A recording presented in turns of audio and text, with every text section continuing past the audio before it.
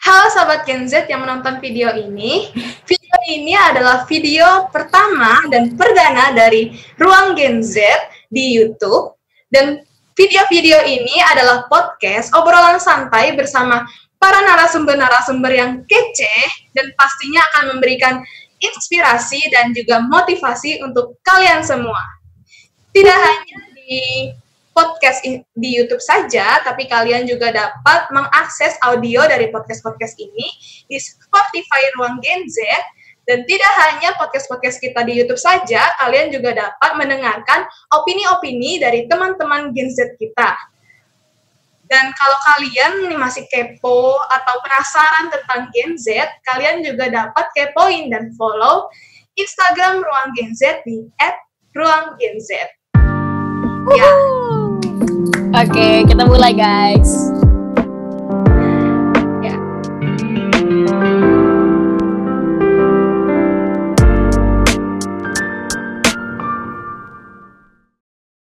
Kali ini aku Yulia akan menjadi moderator yang akan berbincang bersama narasumber kita yang khusus nih didatengin buat kalian semua hari ini di channel perdana kita, di rekaman perdana kita ini.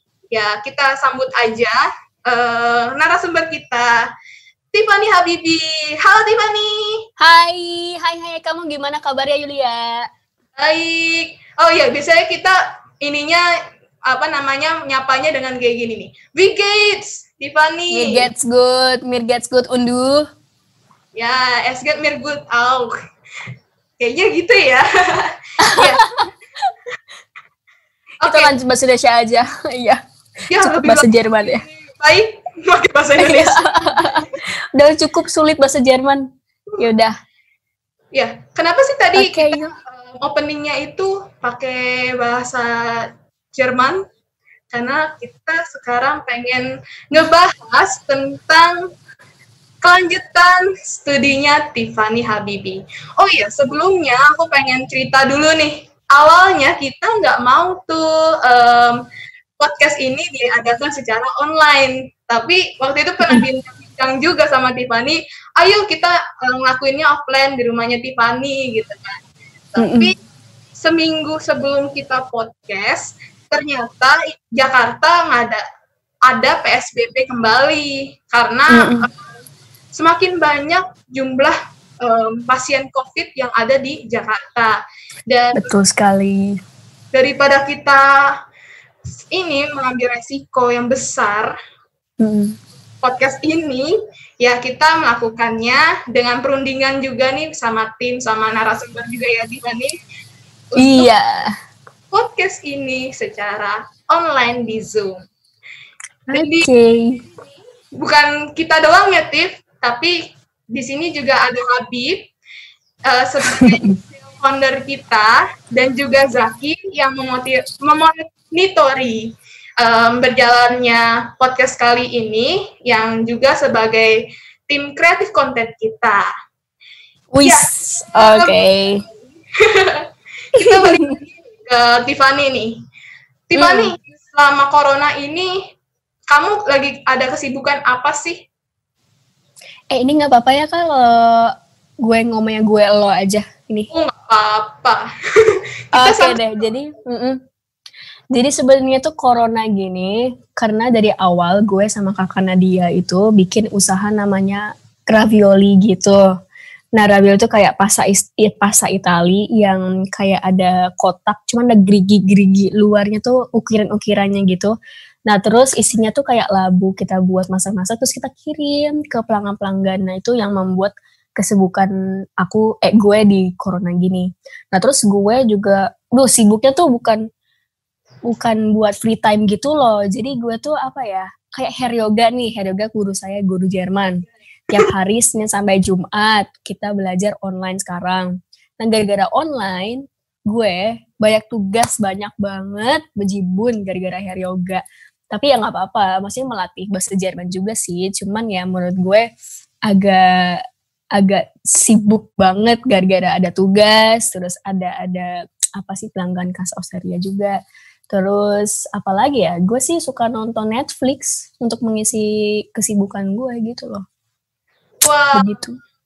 Berarti ini Tiffany nih, lu selama corona ini juga belajar bahasa. Itu berarti Iya.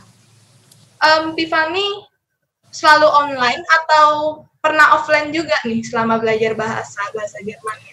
Jadi sebelum PSBB kan pernah ada PSBB transisi tuh. Jadi sebenarnya udah boleh dibuka kantor-kantor, udah boleh nggak WFH lagi, tapi dengan protokol tertentu kan.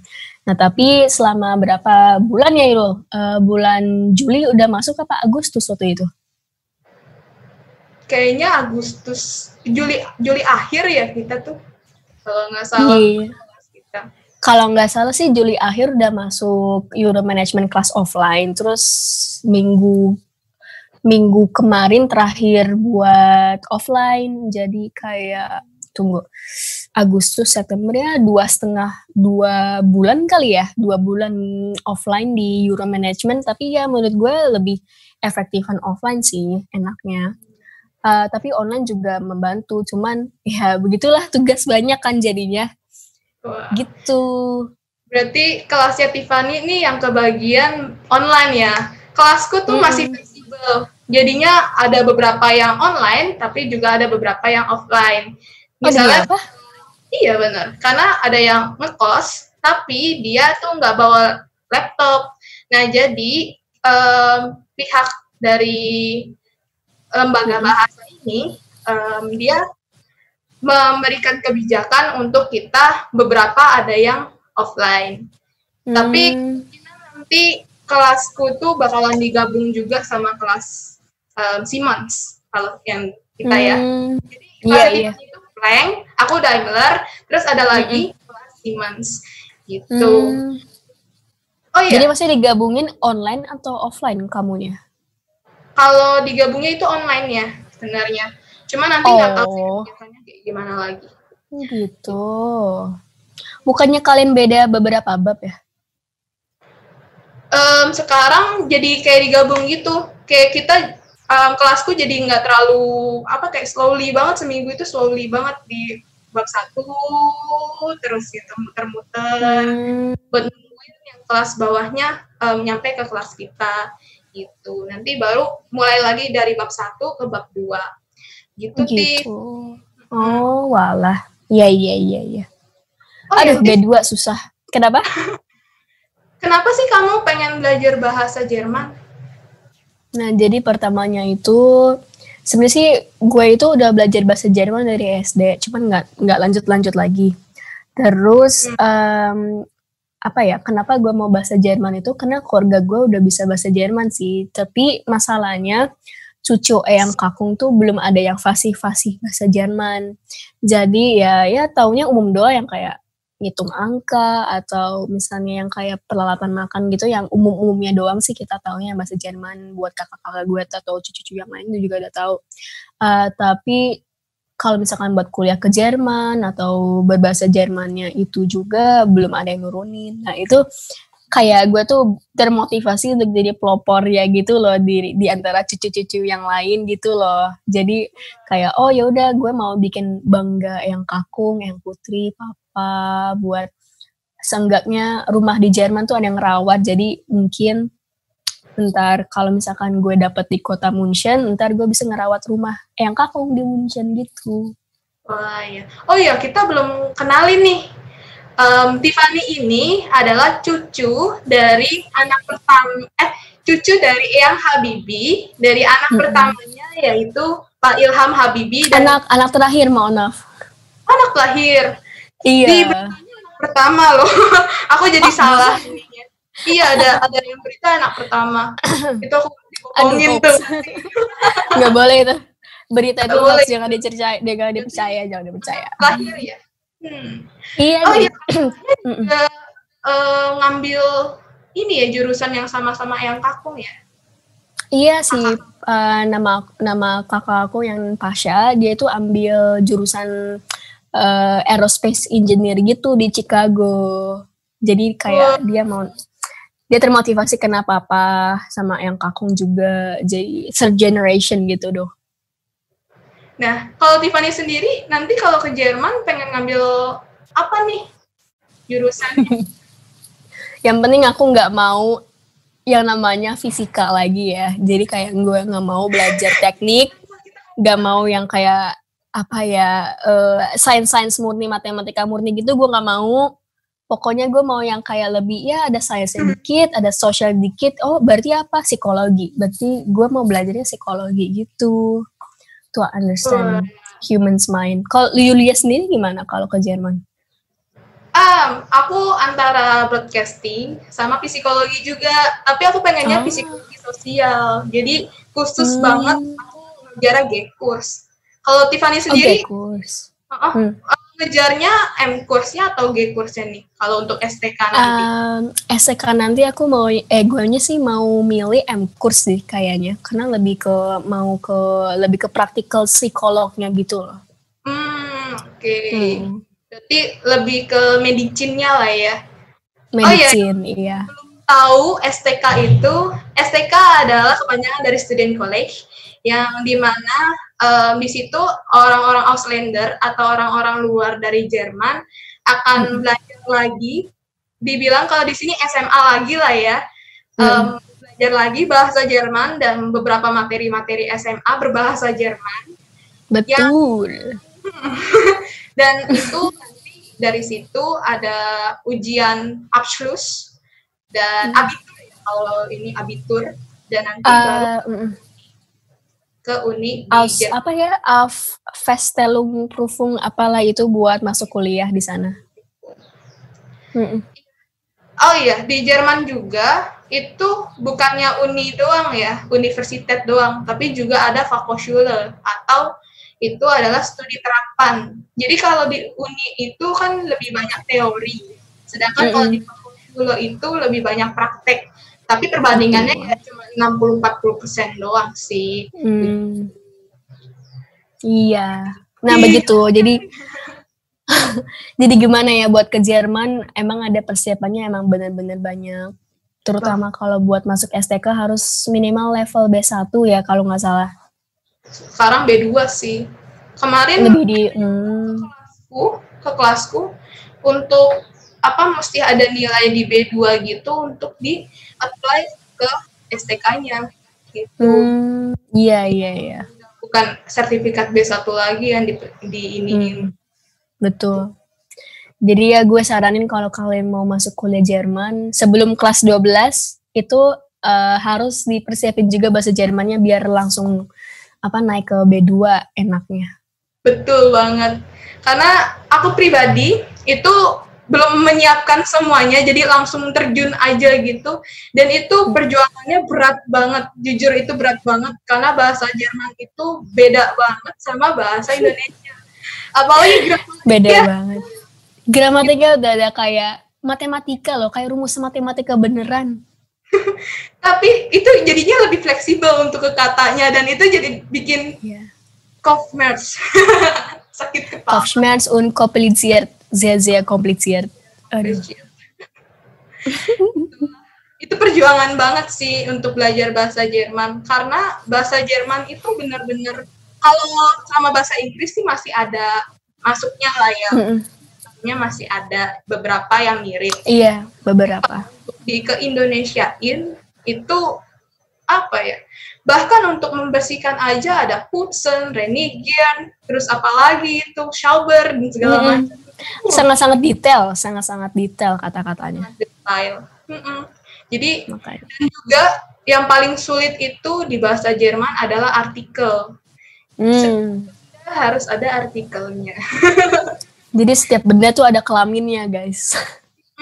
Ada maskulin, feminim, dan neutral. Neutral, betul sekali. Itu susah. Ya maksudnya kalau kalian sering baca atau sering ketemu ada kata-kata yang terulang lagi pasti sih terhafal sendiri. Cuman ada yang baru-baru lagi terus lu harus hafal artikelnya atau gimana bentuk akusatif, datif, genitif. Oh my god. Wassalamualaikum. Itu emang paling susahnya di Jerman tuh, apalagi kalau soal untuk penalaran Leseverstehen atau membacanya ya.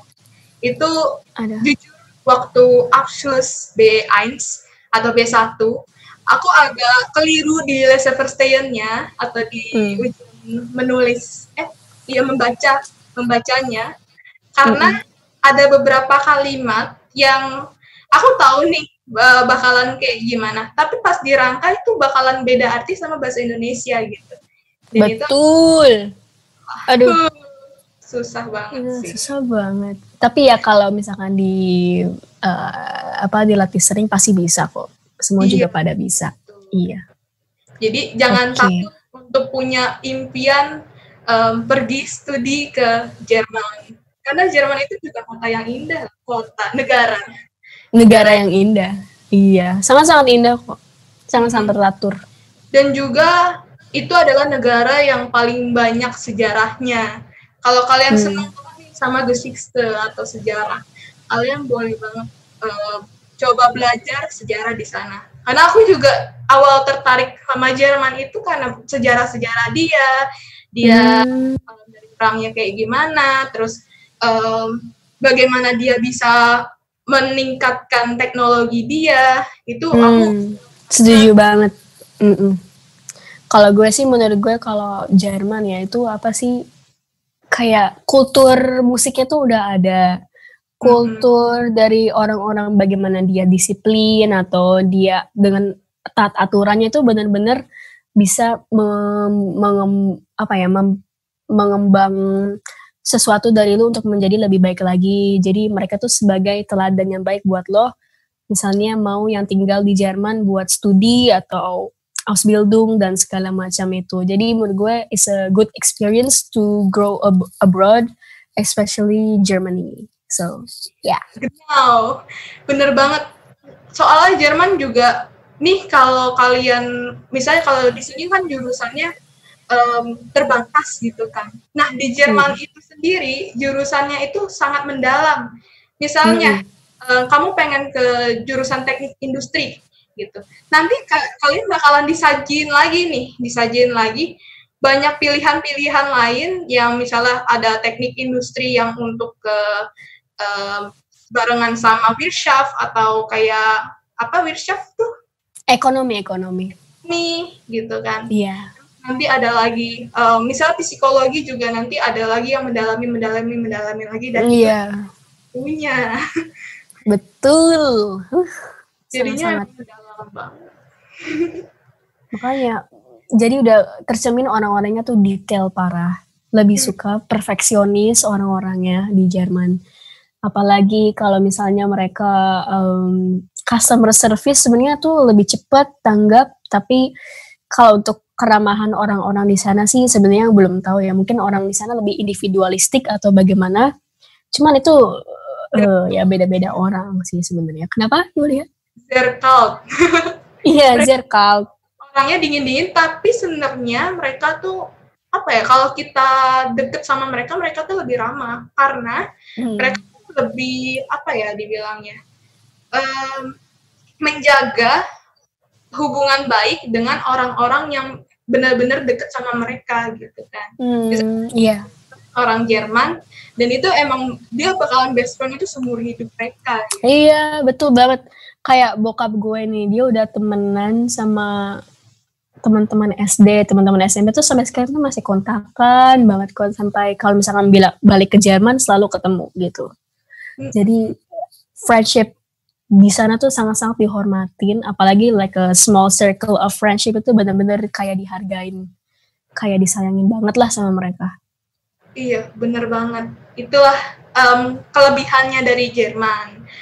Dan kekurangannya mungkin ya lebih ke Heimweh sih, karena kalau kuliah di Jerman itu pastinya kalian bakalan rindu sama Indonesia. Jadi nih udah pernah ke Jerman juga kan?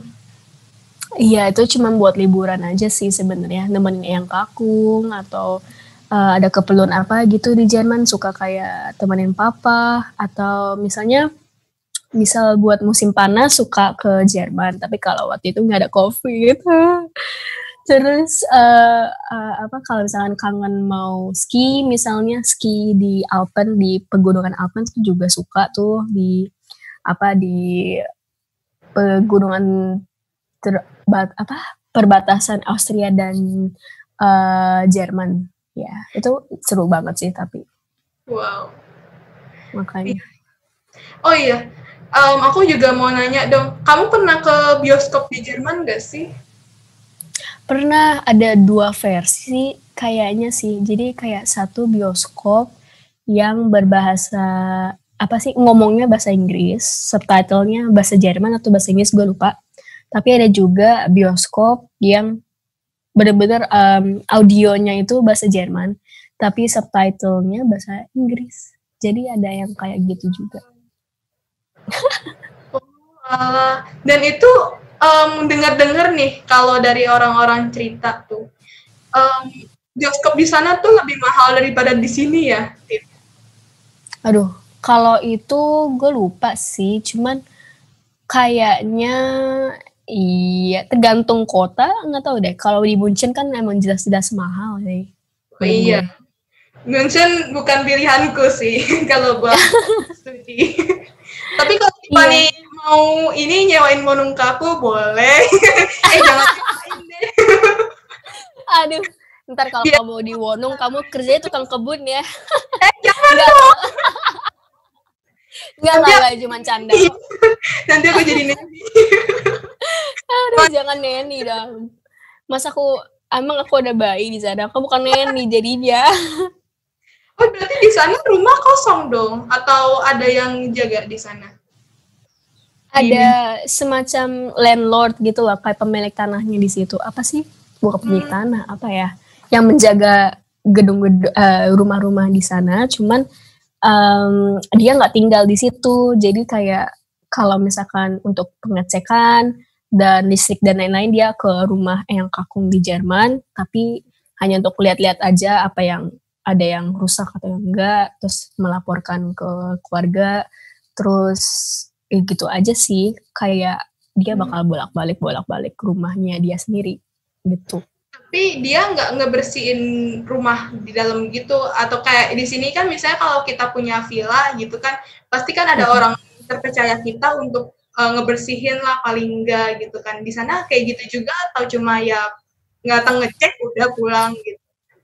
Kayak enggak deh, kayak untuk lebih, kalau misalkan untuk service cleaning gitu kayak lebih ada tambah biayanya atau apa dari orang lain, aku nggak tahu. Tapi pokoknya si Frau itu ibu-ibu ya. Frau ini kayak menjaga kondisi apa yang rusak atau ada yang masih awet atau apa, nanti dilaporkan ke yang kakung atau enggak bapak saya waktu itu.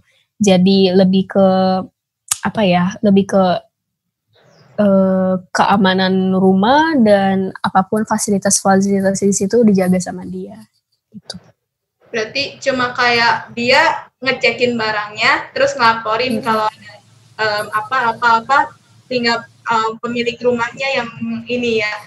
Iya, kayak gitu. Misalnya, betul sekali. Ada segala macam. Oh gitu. Iya. Di sana aku dengar nih, untuk Wohnung di Jerman itu lebih steuernya atau pajaknya itu lebih mahal ya daripada Wohnung yang ada, Wohnung itu rumah yang ada di misalnya Indonesia lah gitu kan, karena mereka lebih banyak yang senang di Wohnungan atau apartemen. Benar gak sih, Tip? Waduh, kalau masalah itu sih gue kurang tahu sih, cuman emang iya pajak di Jerman agak lebih tinggi. Jadi sebenarnya tuh mereka, gue dengar kalau dari ibu gue sih, kalau misalkan lu berkeluarga di Jerman dan punya anak dan segala macam itu pajaknya lebih agak murahan dikit. Tapi kalau misalkan lu kayak tinggal sendiri, itu kayak agak lebih mahal pajaknya. Nggak tahu deh, karena mungkin mereka mendukung populasi negara Jerman sendiri yang sekarang mungkin agak menurun. Wah, benar.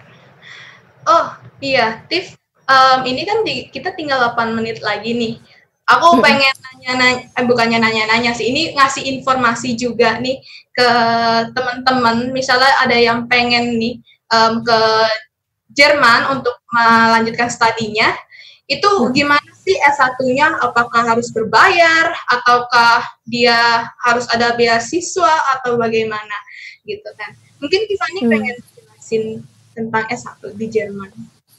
Jadi sebenarnya untuk S1 di Jerman, especially for mahasiswa internasional itu buat beasiswa gue kurang tahu. Tapi biasanya di Euro Management menyediakan beasiswa buat S1 di Jerman nggak sih, Yul? STK sih. Emang STK beasiswa ada ya? Ada. Lebih tepatnya ini sih loncat. Jadinya dia cuma setengah semester. Habis itu langsung ke uni gitu-gitu. Iya. Oh, ada tuh siapa namanya? Kakaknya Ruby. Kakaknya Ruby sih namanya Kak Ayesha bilang kalau di STK Berlin kalau nilai itu udah mencukupi buat ngeloncat 1 semester itu bisa. Jadi lu cuma lulus 6 bulan. Selesai 6 bulan STK. Itu bener-bener gila. Gue mau banget tapi iya. Bisa. Susah banget itu, buat bahasanya aja susah nih ya. Ya, bahasanya susah, bener-bener. Kalau yang aku tahu tuh universitas atau S1 di Jerman tuh kostenlos ya, Tiff. Kostenlos sih, gratis, dibayar sama pemerintah. Tapi itu kalau kuliah negeri pemerintah doang ya, misalkan yang dimiliki sama oleh Jerman. Tapi kalau kuliah swasta ya tetap berbayar. Nah, gitu. Nah, tapi di sana itu positifnya lagi untuk Verkehrsmittel atau kendaraan di sana untuk menuju uni itu kita ada diskon untuk mahasiswa. Ya. Iya betul. Jadi kalau misalnya gue dengar dari Heri Yoga sih, kartu ID kuliah nanti kalau misalkan ada layanannya buat kendaraan itu dibayar sama pemerintah termasuk harga ongkos-ongkos transportasi dan segala macam itu dibayar semuanya, jadi kalian nggak perlu bayar lagi karena kalian punya kartu ID kuliah tersebut gitu loh. Iya, itulah kelebihan dari belajar atau melanjutkan studi kita ke Jerman. Nah, kita waktunya nih udah dikit lagi nih. Mungkin kita akhiri di sesi pertama ini. Tapi kalian jangan takut, jangan ya kok sebentar banget sih. Karena kita akan melanjutkan ke part 2. Tapi bukan soal tentang pendidikan lagi nih, tapi tentang experience-nya Tiffany ketika membintangi sebuah film yang yaitu itu cuman satu experience aja, cuman oke. Iya, dan itu adalah film apa, Tiff? Nabi Ainun 3. Aduh. Ya, Ainun 3. Kalian selalu keceplosan. Gak apa-apa. Pokoknya kalian kalau penasaran, kita lanjutkan lagi sesinya di part 2. Okay, see you guys. Bye-bye. Halo Sobat Gen Z, terima kasih sudah mengklik video ini dan jangan lupa untuk subscribe dan aktifkan lonceng notifikasinya karena akan banyak banget video-video menarik yang akan Ruang Gen Z tampilkan. Saatnya kita